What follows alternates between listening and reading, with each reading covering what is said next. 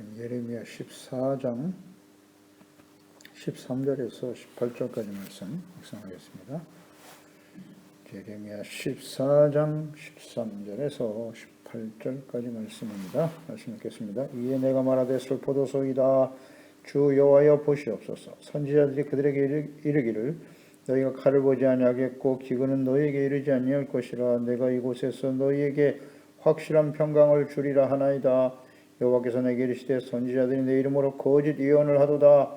나는 그들을 보내지 아니하였고 그들에게 명령하거나 이르지 아니하였거늘 그들이 거짓 계시와 점술과 헛된 것과 자기 마음의 거짓으로 너희에게 예언하는도다. 그러므로 내가 보내지 아니하였어도 내 이름으로 예언하여 이르기를 칼과 기근이 이 땅에 이르지 아니하리라 하는 선지자들에게 대하여 여호와께서 이같이 말씀하셨노라. 그 선지자들은 칼과 기근에 멸망할 것이요 그들의 예언을 받은 백성은 기근과 칼로 말미암아 예루살렘 거리에 던짐을 당할 것인즉 그들을 장사할 자가 없을 것이요 그들의 아내와 아들과 딸들이 그렇게 되리니 이는 내가 그들의 악을 그 위에 부음이라.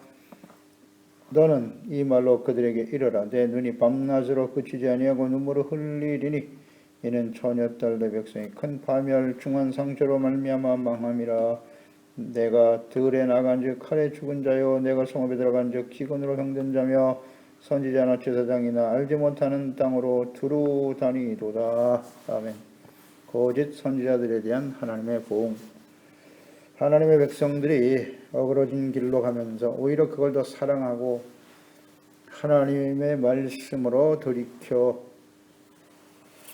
하나님께 돌아오지 않고 끊임없이 멈추지 않으며 악을 향하여 달려가는 백성들, 그들은 이제 더 이상 하나님이 받지 않으실 것이라 말씀하셨고요. 죄악된 삶을 멈추지 않는 상태에서 드리는 금식기도, 제사, 예배, 헌신 받지 않으신다고 하셨습니다. 그들을 위해서 복을 구하지도 말라고 하셨어요. 하나님께서. 이제 기도, 제사, 예배를 받지 않으신다는 것은 더 이상 그들에게 용서가 없다는 겁니다. 자비와 긍휼이 없는 심판이 작정되어 있다는 뜻이죠. 그러니까 그들이 당시에 제사와 제물을 드렸습니다만은 하나님이 받지 않으신다. 오늘날도 마찬가지입니다. 예배가 그 의미와 목적을 상실하고 형식으로 흘러갈 때 외식하는, 또 예배 자체를 자신의 의로 주장하려고 하는 이러한 예배는 하나님이 받지 않으십니다. 여전히 죄악된 길에서 살아가고 오직 자기 자신의 유익을 위해서, 세속적인 욕망을 위해서, 그게 다 우상이잖아요. 마음속에 우상의 죄악을 품고 하나님께 나와 예배와 기도를 드린다. 금식하고 부르짖는다 할지라도 하나님은 결코 받으실 수 없다. 그들은 결국 칼과 기근, 전염병으로 내가 그들을 멸할 것이다. 하나님 말씀하셨어요. 하나님의 백성들이 이렇게 하나님의 돌이키지 않고 심판을 향해 달려갈 수밖에 없었던 가장 중요한 원인은 이스라엘의 무죄 완악함인데요. 이 반역의 원인은 거짓 선지자들 때문입니다. 이것을 우리는 주목해야 합니다. 거짓 선지자들의 잘못된 가르침, 거짓을 더 신뢰했다고 했죠. 거짓 선지자들이 전하는 말을 참 선지자가 전하는 하나님의 말씀보다 더 신뢰했다는 것입니다. 왜? 자신의 유익을 위해서. 거짓 평안을 따라가는 것이죠. 13절에 이에 내가 말하되 슬프도소이다. 주 여호와여 보시옵소서. 선지자들이 그들에게 이르기를 너희가 그들 멸망에 관한 하나님의 백성들, 너희가 칼을 보지 아니하겠고 기근은 너희에게 이르지 아니할 것이며 내가 이곳에서 너희에게 확실한 평강을 주리라. 내가 이곳에서 너희에게 확실한 평강을 주리라 하나이다. 그러니까 하나님의 말씀을 전한다고 하면서 내가 마치 하나님이 이 말씀을 하시는 것처럼 거짓을 전하고 있단 말이죠. 평안을 전하고 있고 기근과 칼은 절대 임하지 않을 것이다. 하나님이 이렇게 말씀하셨다고 전하니까 많은 사람들이 거기에 미혹되는 겁니다. 이렇게 유다 백성들이 하나님의 말씀을 버리고 책망과 교훈의 말씀이죠. 이걸 버리고 어그러진 길을 가면서 멈추지 않은 결정적인 이유, 거짓 선지자들. 그러니까 이 일 때문에 참된 선지자였던 예레미야는 슬퍼하며 탄식할 수밖에 없었습니다. 칼과 기근, 전염병으로 멸하실 것이라고 하나님 말씀하고 계신데, 그 말을 전하는 예레미야 선지자의 말을 듣지 않았어요. 그건 하나님의 말씀이 아니야. 하나님은 우리와 함께 계시고 예루살렘에 성전이 있으니 우리가 하나님께 제사와 예배를 드리고 금식을 하며 기도하고 있잖아. 그러면 당연히 하나님께서 우리를 축복하시고 승리하게 하시고 평안을 주시겠지.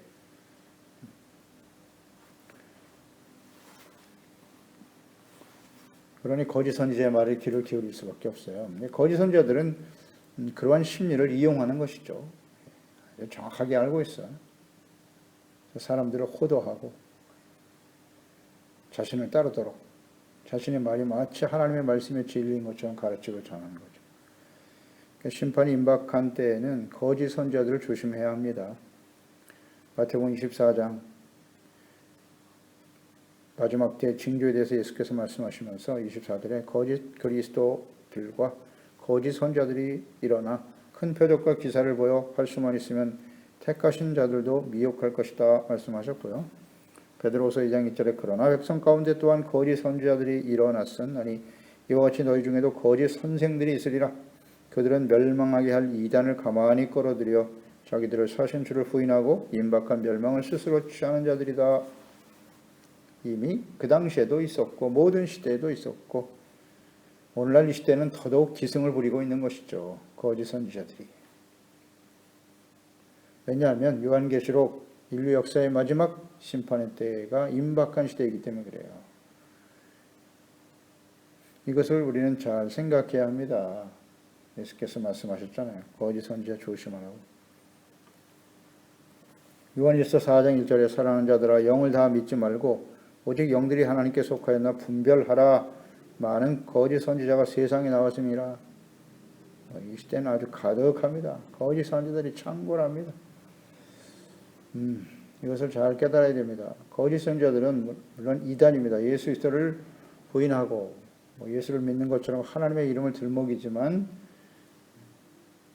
예수 그리스도의 복음의 진리를 거부하고 예수께서 하나님의 아들이요 그리스도이심을 부인하는 자들, 드러나는 이단들도 있지만 문제는 교회 안에 거짓 목사들, 거짓 그리스도인들이 있다는 거죠.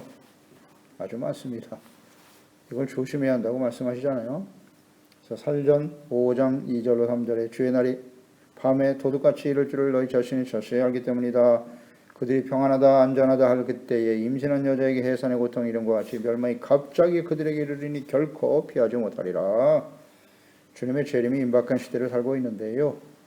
평안하다 안전하다 할 그때에 임할 것이다.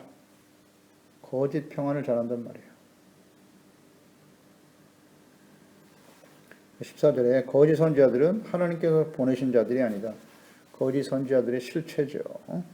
보내신 자가 아니에요. 명령하거나 말씀을 이루지 않으셨지만 거짓 계시와 점술, 이 하나님의 선지자라고 하면서 점술을 행하고 있네요. 자기 마음으로 전하는 자들이다. 자기 마음, 자기 생각을 전하는 거예요. 생각, 자신의 뜻대로.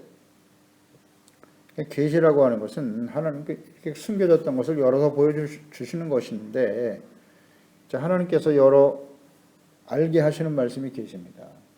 이 계시는 하나님만이 열어서 깨닫게 하실 수 있는 거예요. 하나님만이. 그러니까 하나님을 알 수가 없지 않습니까? 죄로 인해서 영이 죽어버린 사람들이 어찌 하나님을 알 수 있어요? 볼 수도 없고 귀가 닫혀서 눈으로 보지도 못하고 귀가 있어도 듣지 못하는 거예요. 이걸 열어서 보게 하시는 분이 하나님이시죠. 그 하나님의 말씀을 친히 듣고 깨달아 전하는 사람들이 선지자들이죠. 그런데 하나님의 말씀을 들은 적도 없어요. 깨닫지도 못합니다. 그러면서 하나님과 예수 그리스도의 이름을 들먹이고 있어요. 성경 말씀을 들먹이고 있다고요. 인간의 지식으로 전하는 거예요. 자신의 생각으로 성경에 필요한 말씀들을 이것저것 끄집어내서 자신이 가지고 있는 생각, 사상, 철학, 무슨 이념 이런 것을 가지고 성경을 이해하려고 하는 거예요. 성경을 이용하는 거죠. 이용하는 거. 그래서 사람들을 속이고 자신의 주장과 뜻이 마치 진리인 것처럼, 성경의 진리인 것처럼 사람들을 미혹하고 속이는 거죠. 왜 이런 짓을 할까요? 이 사람들은 간단해요. 자기의 사욕을 채우기 위한 목적이에요. 살이 사욕입니다. 나의 말을 듣고 따라라. 그래서 수많은 사람들을 모아놓고 자기를 따르게 만들고 거기서 이익을 취하는 것이죠. 로마서 16장 18절에 말씀하죠. 이 같은 자들은 우리 주 그리스도를 섬기지 아니하고 다만 자기들의 배만 섬기나니, 자신의 이익과 정욕, 유익을 채우려고 하는 사람들이에요. 교활한 말과 아첨하는 말로 순진한 자들의 마음을 미혹하느니라. 아첨하는 자, 아첨. 하나님의 말씀을 있는 그대로 전하지 않고 듣는 사람들의 현실적인 상황을 고려하고 또 그들의 필요가 무엇인가를 말씀을 통해서 충족시켜 주려고 하는, 사람들의 그 심리를 이용하는 거예요. 교활하죠. 교활하고 아첨, 듣기 좋은 말만 하는 거예요. 이것이 바로 거짓 선지자들의 실체입니다. 사람들의 어떤 성향, 현실적인 필요, 그것을 만족시키기 위한 말씀을 전하는 거예요. 그러니까 이게 참 위험하거든요. 이게 하나님의 말씀을 바르게 가르치고 증거해야 하는데, 이 하나님의 말씀을 가지고 사람들의 니즈를 만족시키는, 필요를 충족시키려고 하는 시도, 상당히 주의 종들에게는 정말 거부하기 힘든 유혹이란 말이죠. 사람들이 세상에 살면서 힘들고 지치고 어렵잖아요. 그러니 교회에 나와서라도 듣기 좋은 말씀을 듣고, 그렇지 않아도 힘들고 고통스러운 세상인데 교회에 나와서까지 무슨 책망을 듣고 꾸짖고 회개하라, 이게 전하기 쉽지 않죠. 쉽지 않습니다. 위로하라, 소망을 주어라, 축복을 받아라, 성공할 것이다, 잘 될 거야, 긍정적인 사고방식을 가지시오, 이런 말을 전하고 싶은 거예요. 이런 유혹이 굉장히 강해요. 그래서 그런 주제를 가지고 성경에 있는 말씀을 끄집어내서 전하는 거죠. 그게 진정한 위로일까요? 이 마지막 시대에 지금 하나님께서 하나님의 백성들을 책망하고 돌이키기 위해서 주시는 환난과 연단의 시간을 지나고 있는 사람들에게 이런 거짓 평안을 전하면 안 됩니다. 그 원인이 무엇인가를 깨닫고 그 근본적인 죄의 문제를 해결하도록 해야죠. 깨닫고 돌이키도록 하는 것이 하나님의 뜻이 아닌가요? 거짓 선지자는 그래서 이렇게 사람들이 듣기 좋은 말을 하면서 자기를 따르게 하는 거예요. 세속적인 욕망에 사로잡힌 사람들, 그것을 갈망하는 사람들 아닙니까? 그러니까 거기에 맞는 말씀을 막 전하는 거예요. 듣기 좋죠. 속이는 겁니다.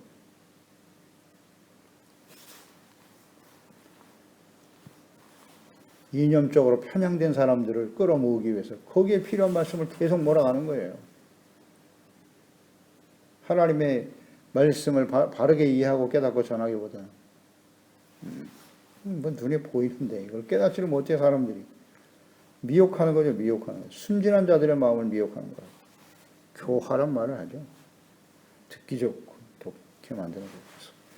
자신의 생각이 마치 진리인 것처럼 말이죠.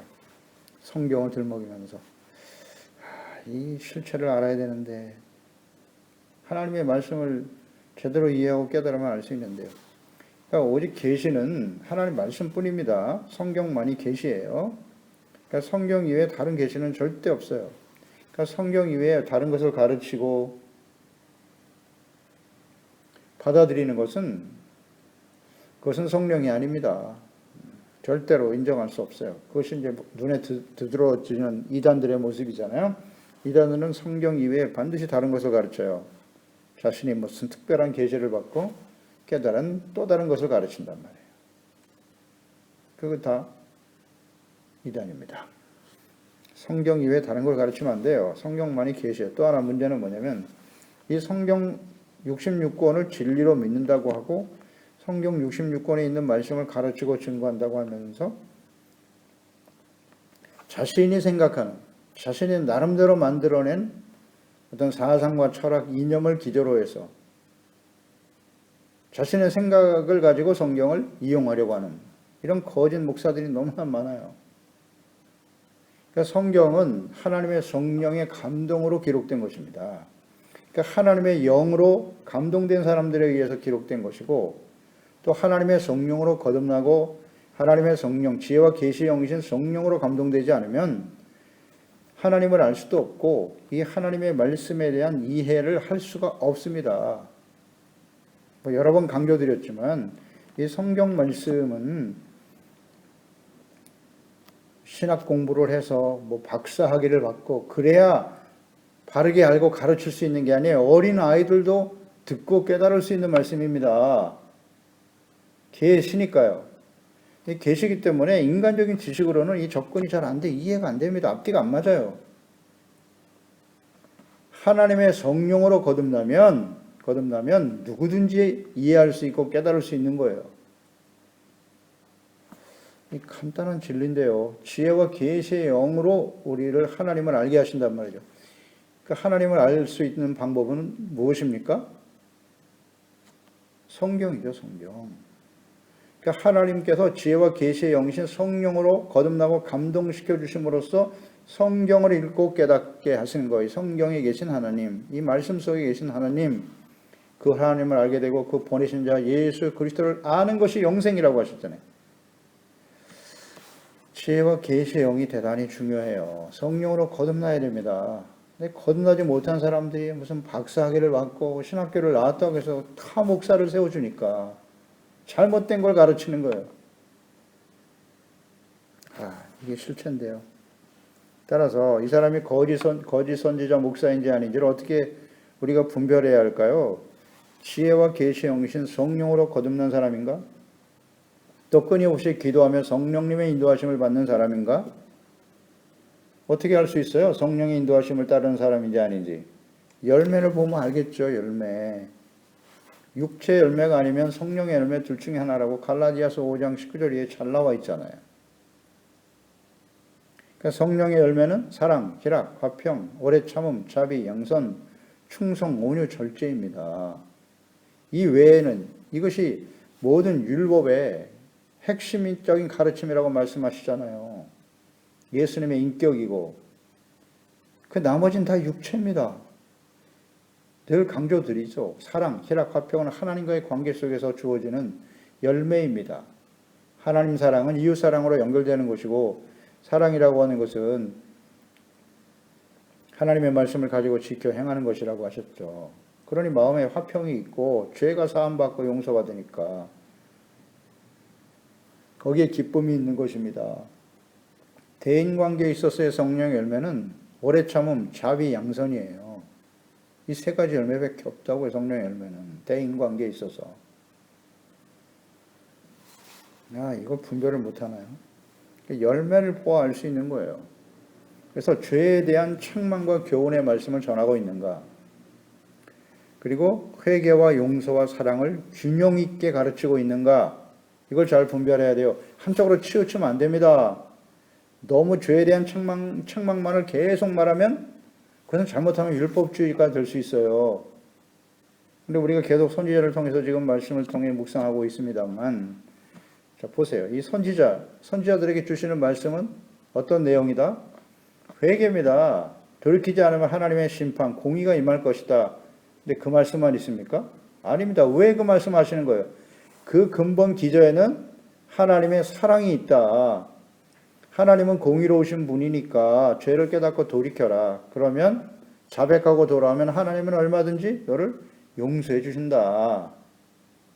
자비와 긍휼의 하나님이시다. 돌아오라는 거잖아요. 간단하죠. 그러니까 한쪽만을 치우쳐서 강조하면 안 되는 거예요. 공의의 하나님은 완전히 무시하고 하나님의 사랑만 강조해. 아무리 죄를 짓고 악을 행하면서 살아가고 있는데도 그냥 하나님은 너를 사랑하시고 축복하시고 잘되게 하실 것이다. 이런 게 거짓입니다. 하나님의 말씀을 있는 그대로 가르쳐야죠. 균형 있게 전하고 있는가? 잘 들어봐야 돼요. 그리고 하나님의 나라와 그의 의를 먼저 구하는 삶의 우선순위가 분명한가? 말씀대로 하고 있는가를 잘 봐야 돼요. 야고보서 3장이죠. 11절로 18절에 샘이 한 구멍으로 어찌 단물과 쓴물을 내겠느냐. 내 형제들아 어찌 무화과 나무가 감람 열매를 포도나무가 무화과를 맺겠느냐. 이와 같이 짠물이 단물을 내지 못할 것이야. 당연하죠. 잘 봐야 된다는 거예요. 너희 중에 지혜와 총명이 있는 자가 누구냐. 그는 선행으로 말미암아 선행 지혜의 온유함으로 그 행함을 보일지니라. 그러나 너희 마음속에 독한 시기와 다툼이 있으면 자랑하지 말라. 진리를 거슬러 거짓말하지 마라. 독한 시기, 다툼을 일으키고 정쟁을 만들고 논쟁을 일으키고, 그러나 너희 마음속에 이런 것도 있다면 거짓말하지 말라고 하시잖아요. 이러한 지혜는 위로부터 내려온 게 아니야. 땅 위의 것이요 정욕의 것이요 귀신의 것이니 시기와 다툼이 있는 곳에는 혼란과 모든 악한 일이 있을 것이다. 오직 위로부터 내려온 지혜는 첫째 성결, 다음에 화평, 관용, 양순, 긍휼, 선한 열매가 가득하고 편견과 거짓이 없다. 화평하게 하는 자들은 화평으로 심어 의의 열매를 거두느니라. 아멘. 화평. 이 화평이 어디서부터 오는 거예요? 의의 회복이죠. 의의 회복. 의라고 하는 것은 용서받은 의라고 했어요. 형식적인 종교적인 의식에서 오는 그런 의가 아니고요. 열심히 신앙생활하고 예배를 열심히 드리면 그게 의입니까? 그 형식 자체가 의가 아니라고 그랬죠. 예배를 통해서 자신의 죄를 깨닫고 회개하고 돌이키고, 겸손이죠. 겸손하고 내가 나 같은 사람을 용서해 주셨으니 다른 사람들 이해하고 용납하려고 하는 관용, 양순, 성결, 깨끗함을 추구하는 거죠. 거룩함, 불쌍여유, 긍휼과 선한 열매잖아요. 사람들을 긍휼히 여겨야지. 자기가 무슨 마치 재판장이고 의로운 재판장인 것처럼 사람들을, 그러면 안 된다. 그건 절대 위로부터 내려온 지혜가 아니라고 말씀하시죠. 잘 분별할 줄 알아야 돼요. 15절에 하나님의 이름으로 거짓 계시와 예언을 하는 자들 어떻게 되나요? 그들은 칼과 기근이 이르지 않을 것이라고 말했어요. 거짓 선자들은 결코 칼과 기근이 그들에게 임하여 않을 것이라고 거짓을 말했는데 그들은 어떻게 된다? 그와 같이 될 것이다. 당연히 그렇게 되겠죠. 하나님의 뜻을 거스리고 거짓을 예언했으니 그 선지자들은 칼과 기근에 멸망할 것이다. 멸망의 길을 갈 수밖에 없겠죠. 자기도 그렇게 믿고 싶겠지. 기근, 멸망, 심판, 이런 거 원치 않아요. 그러니까 말하는 거예요. 교회는 결코 심판에 임하지 않을 것이다. 심판을 받지 않는다. 진짜 그럴까요?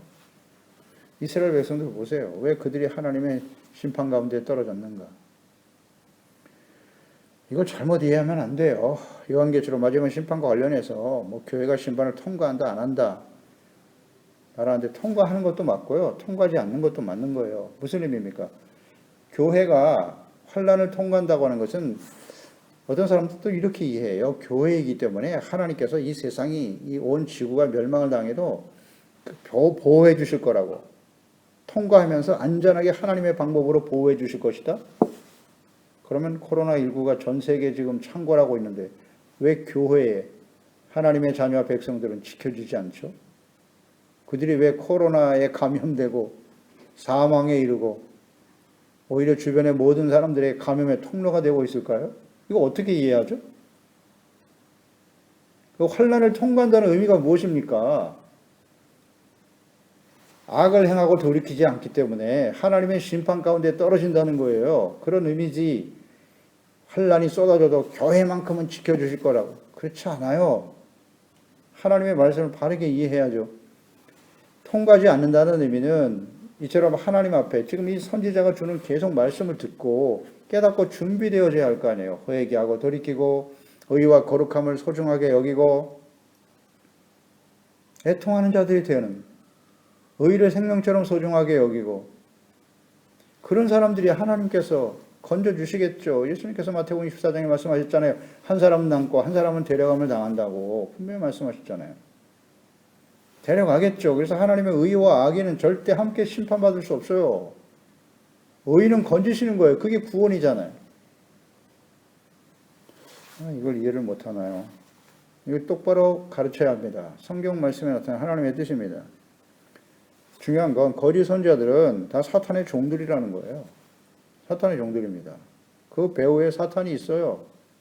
자기도 모르게 사탄의 종로를 타고 있는 목사들이 얼마나 많은고, 성령의 감동을 받지 못했으니까 인간적인 지식을 가지고 자신의 생각과 사상과 철학과 이념을 가지고 성경을 이해하려고 하니까 되나 이게 안 되죠. 깨닫지를 못하는 것입니다. 이거 어렵지 않아요.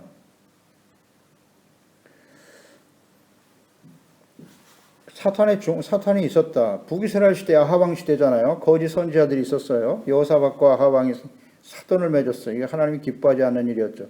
길랏 라못 전쟁을 앞두고 참 선지자 미가에게 전한 말씀이죠. 왕상 22장입니다.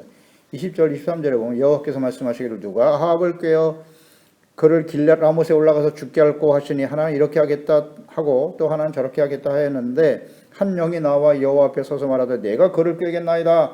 여호와께서 그에게 말씀하시되 어떻게 하겠느냐 이르되 내가 나가서 거짓말하는 영이 되어 그의 모든 선지자들의 입에 있겠나이다.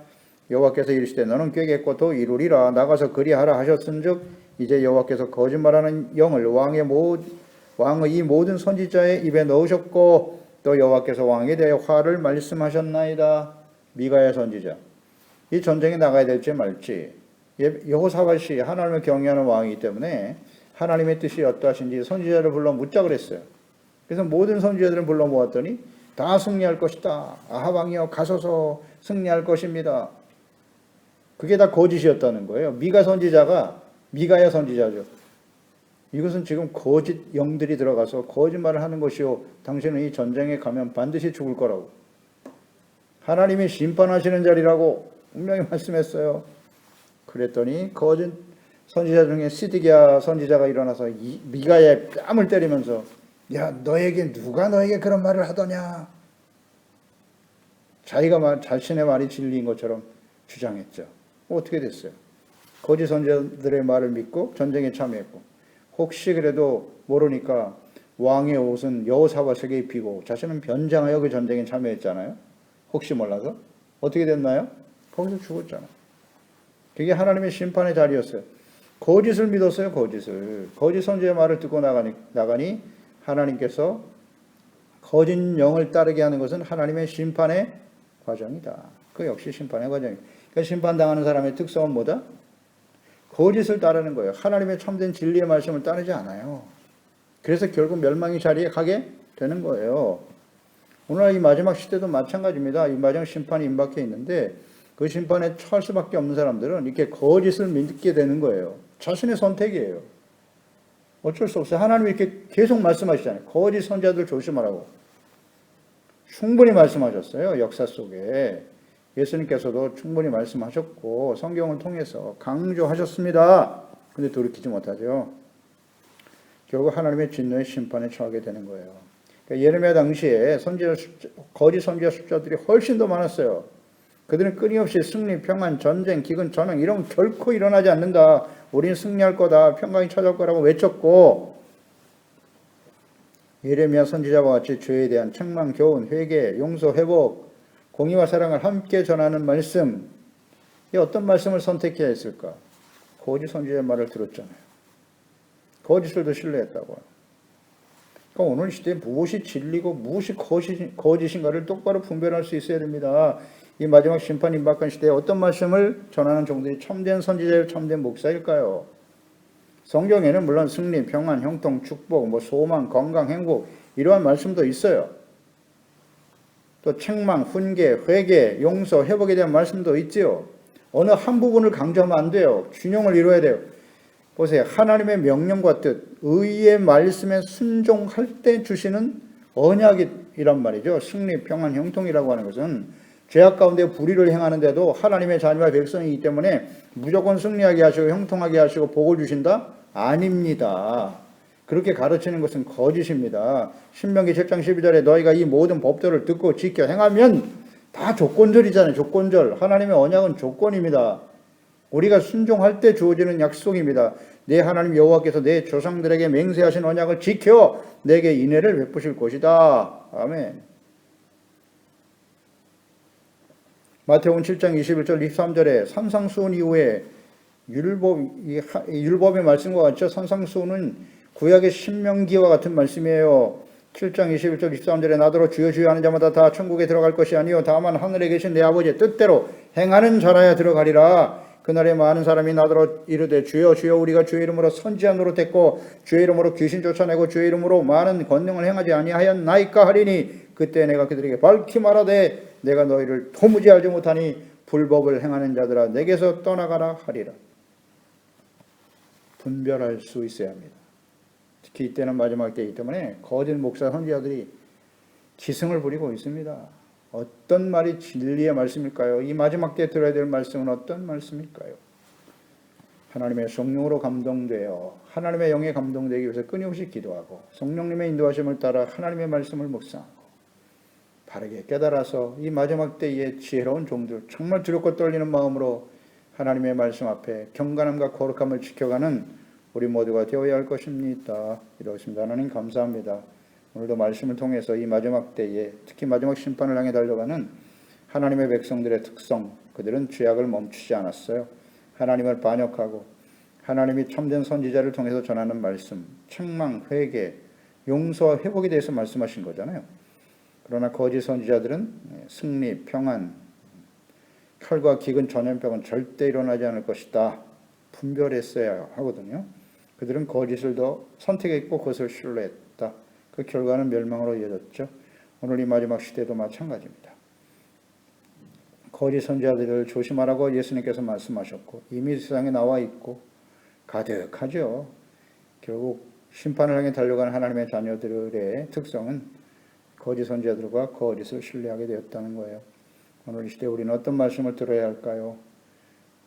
하나님 앞에 두렵고 떨리는 마음으로 회개하고 하나님의 말씀을 믿고 의지하여 이기는 자들이 되게 하시고 성령이 교회에게 하시는 말씀을 잘 들을 수 있도록 우리 모든 지체와 가족들, 우리 자녀들만큼이라도 이 마지막 때에 하나님의 성령으로 거듭나고 죄와 영신 성령으로 충만해서 성경 말씀에 나타난 하나님의 뜻을 잘 깨달아 두렵고 떨리는 마음으로 항상 복종함으로 구원을 이루어가는 지혜로운 하나님의 자녀들이 다 되게 하소서. 예수님의 이름으로 기도드리옵나이다.